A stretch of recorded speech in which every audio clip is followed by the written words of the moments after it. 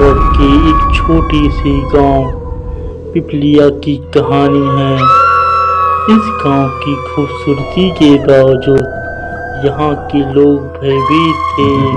हर कोई जानता था कि यहाँ की रातें खौफनाक होती है, खासकर जब गांव में किसी का निधन हो जाता है तो उसका साया गांव में मंडराने लगता है।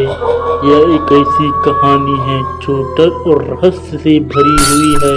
कहानी की शुरुआत रघु, जो गांव का एक सामान्य किसान था, वह अपनी पत्नी सुमित्रा और 2 बच्चों के साथ पिपलिया में रहता था।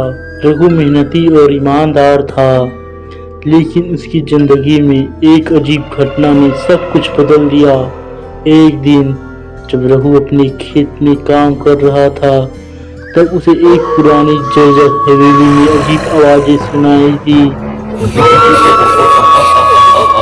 पिपलिया की हवेली के बारे में कहा जाता था कि यह कई सालों से खाली पड़ी है और यहाँ पर कई आत्माओं का वास है। रघु ने अपनी जिज्ञासा को रोक नहीं पाया और उसने हवेली की ओर कदम बढ़ाए।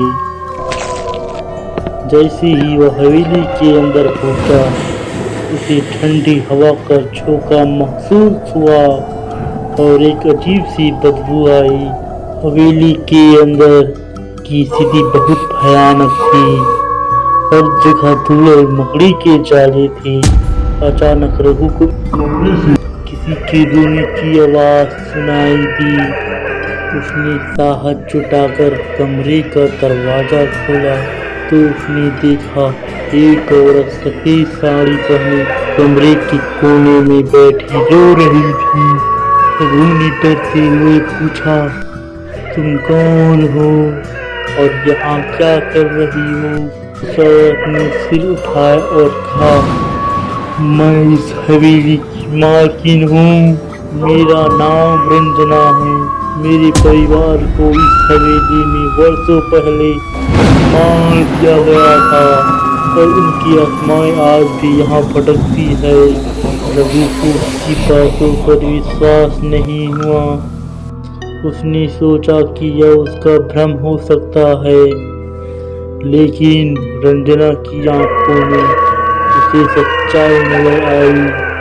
उसने रंजना से पूछा, मैं आपकी क्या मदद कर सकता हूँ? रंजना ने बताया कि उसके पति और बच्चे को हवेली के नौकरों ने संपत्ति के लालच में मार डाला था। मरने के बाद उनकी आत्माएं इस हवेली में फंस गई और वे मुक्ति नहीं पा सकी। रंजना ने रघु से मदद की गुहार लगाई। उसने कहा, अगर तुम मेरे परिवार की आत्माओं को मुक्ति दिला सको तो हमारा साथ खत्म हो जाएगा। रघु ने सोचा कि यह बहुत कठिन काम है, लेकिन उसने रंजना की मदद करने का निर्णय लिया। वह गांव के पंडित जी के पास गया और उसने सारी कहानी सुनाई। पंडित जी ने कहा, यह काम बहुत जोखिम भरा है, लेकिन तुम अगर सच्चे मन से मदद करोगे तो आत्माएं जरूर मुक्त हो जाएगी।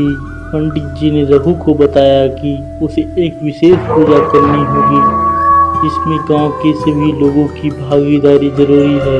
रघु ने गांव वालों को इकट्ठा किया, उन्हें पूरी बात बताई। कुछ लोग डर गए, लेकिन धीरे धीरे सभी ने रघु का साथ देने का निर्णय लिया। पूजा के दौरान रंजना की आत्मा भी प्रकट हुई।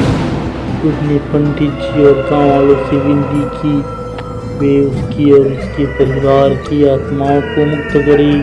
पंडित जी ने मंत्रोच्चारण किया और कहा, अगर तुम सच में मुक्त होना चाहती हो तो अपनी आत्माओं को इस दुनिया से विदा होने दो। रंजना और उसके परिवार की आत्माएं धीरे धीरे प्रकट होने लगी। सभी गाँव वालों ने देखा कि हवेली के आसपास अजीब रोशनी हो रही थी।